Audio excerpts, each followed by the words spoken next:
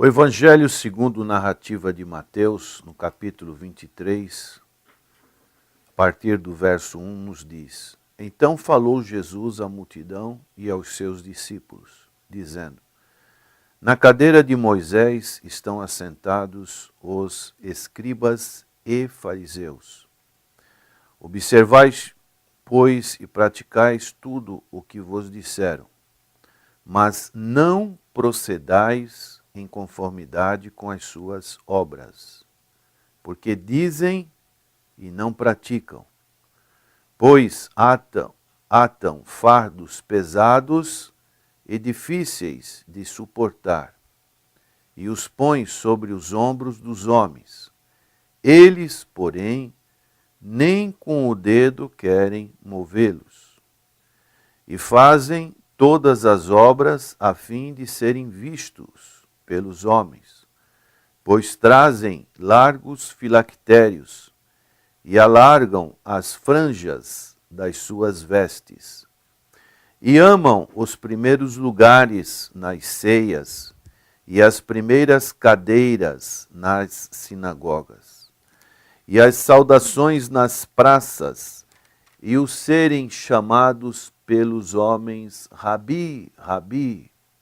Vós, porém, não querais ser chamados Rabi, porque um só é o vosso mestre, a saber, o Cristo, e todos vós sois irmãos. E a ninguém na terra chameis vosso Pai, porque um só é o vosso Pai, o qual está nos céus. Nem vos chameis mestres, porque um só é o vosso mestre, que é o Cristo. Porém, o maior dentre vós será vosso servo. E o que a si mesmo se exaltar, será humilhado. E o que a si mesmo se humilhar, será exaltado. Aqui encontramos o Senhor Jesus Cristo dando essa instrução aos seus discípulos e, de uma certa forma, censurando os chamados escribas e fariseus. Ainda que o Senhor condene esses escribas e fariseus por acrescentarem tradições humanas à lei, e por distorcerem o espírito da lei, o Senhor Jesus, de uma certa forma, ele reconhece o ofício de ensinar que eles praticavam, exerciam. Eles sentavam na cadeira de Moisés, e assim eles ensinavam o povo. Mas, como diz o Senhor aqui nesse texto, eles diziam o que era para fazer, mas não praticavam. E daí nós podemos observar a questão do orgulho.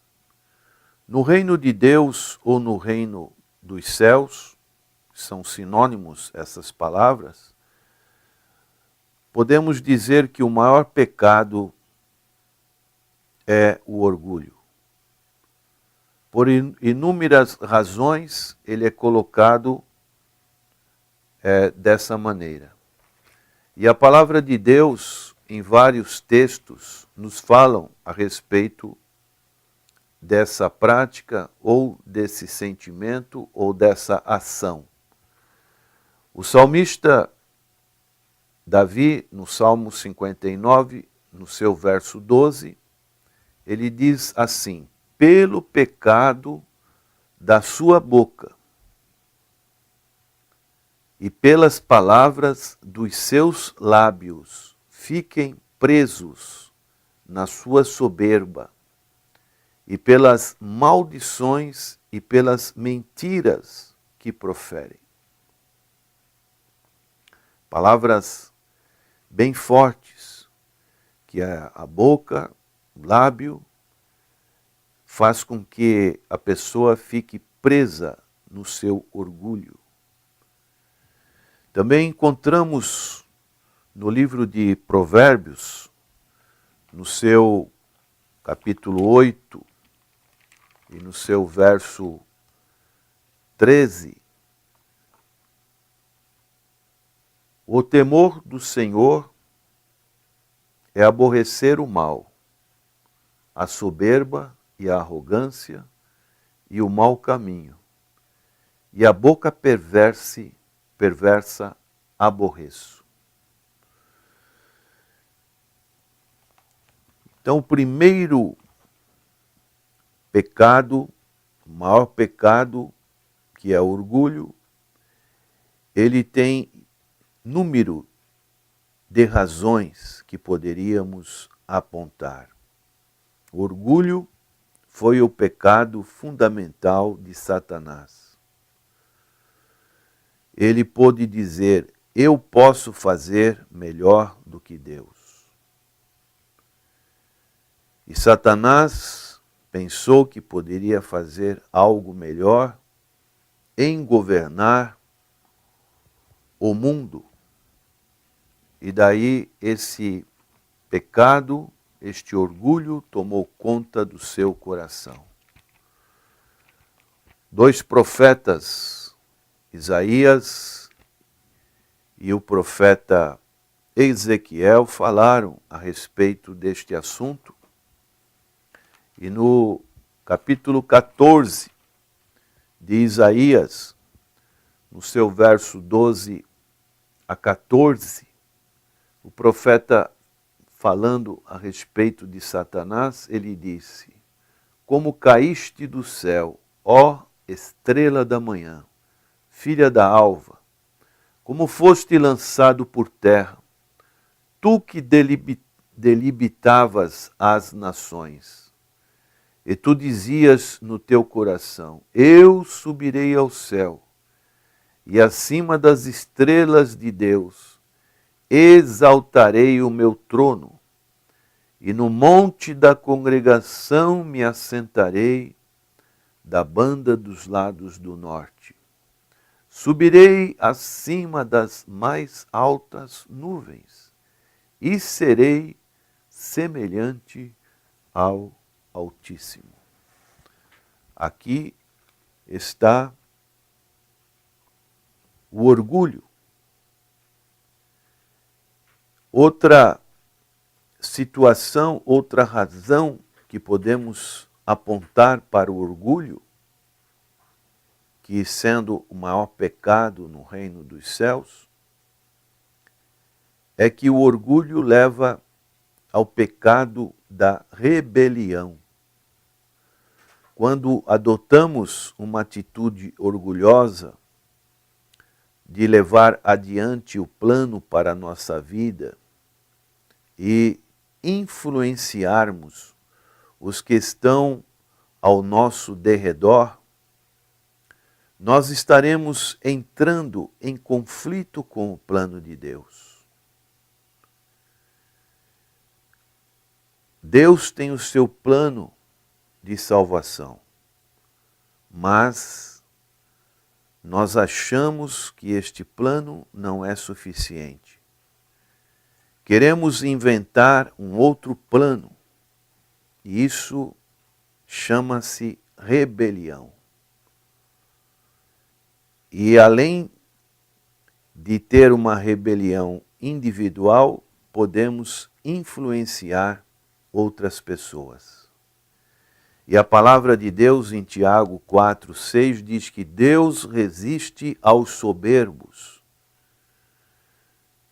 dá, porém, graça aos humildes. E no reino de Deus não há como estar numa posição neutra. Ou você está do lado de Jesus, ou você está contra ele. O orgulhoso, ele está automaticamente contra ele, contra o Senhor Jesus. Porque a sua vida não está relacionada com o Senhor Jesus. E dessa maneira, o orgulho toma conta do seu coração e ele se rebela contra Deus, contra a igreja do Senhor, que representa a pessoa do Senhor Jesus Cristo aqui na terra, e contra os seus líderes. E o orgulho, ele vai levar a pessoa a uma outra situação, que é um senso de autossuficiência. Ela se julga que não precisa de nada. Ela reluta em aprender ou receber de Deus ou de qualquer representante que está abrindo a palavra do Senhor. Ela acha que não tem mais nada que aprender ou receber de qualquer pessoa. E o Senhor Jesus Cristo, ele falando a respeito da conversão, ele cita o exemplo que nós devemos nos tornar como uma criança. Em Mateus capítulo 18, verso 3, o Senhor diz: em verdade vos digo, que se não vos converterdes e não vos fizerdes como crianças, de modo algum entrareis no reino dos céus. Portanto, aquele que se tornar humilde como esta criança, esse é o maior no reino dos céus. As crianças entendem e são fáceis de se ensinar. Elas sempre querem aprender as coisas do Pai. E Deus é o nosso Pai celestial. E nós temos que nos tornarmos como crianças. Mas quando uma pessoa se torna orgulhosa, ela se torna autossuficiente e não consegue aprender. Enquanto as coisas boas do reino de Deus são dadas àqueles que as pedem.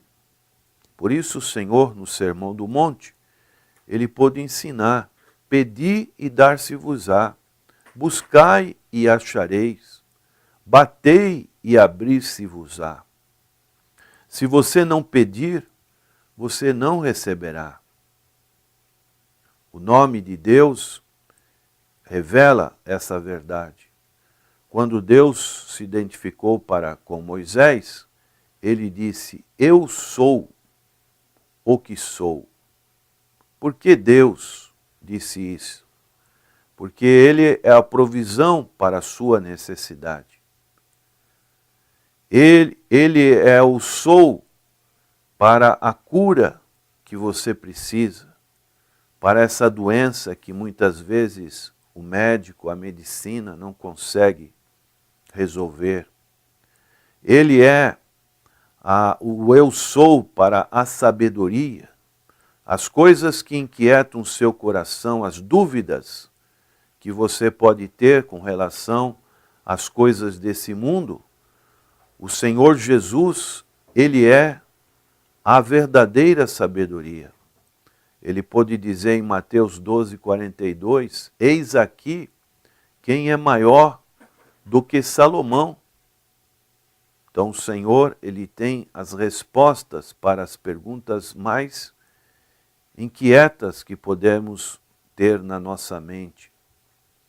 Ele é o eu sou para a santificação. Ele é o eu sou para a provisão. Ele é o eu sou para a vitória e ele é o eu sou para a salvação. O seu poder se estende aos seus filhos, como podemos ver um pai que dá a alguém de muita confiança um cheque em branco. E a pessoa vai tirar o seu extrato, vai ver o seu saldo está negativo e aquela pessoa preenche o cheque de acordo com a sua necessidade. O Senhor, ele dá isso para nós. para que as nossas necessidades sejam preenchidas. É somente quando você percebe essas necessidades que você pode verdadeiramente experimentar Deus. Se nós sentimos que não temos necessidades, nós nos tornamos autossuficientes e então excluímos Deus da nossa vida. Como isso é bem sentido quando pessoas passam por dificuldades, seja na área da família, seja na área do emprego, seja na área da enfermidade, as pessoas recorrem a Deus. E daí elas tentam, de qualquer maneira, resolver as suas necessidades. E é dessa maneira que o orgulho tira todas as bênçãos do reino. E através do orgulho, nós pecamos contra Deus e contra nós mesmos. Por isso, prezado ouvinte, a nossa atitude deve ser de humilhação diante de Deus. Reconhecer que não somos nada, que estamos perdidos. Reconhecer o plano de Deus para a salvação e assim abrirmos os nossos corações e achar graça através dessa atitude na pessoa de Deus.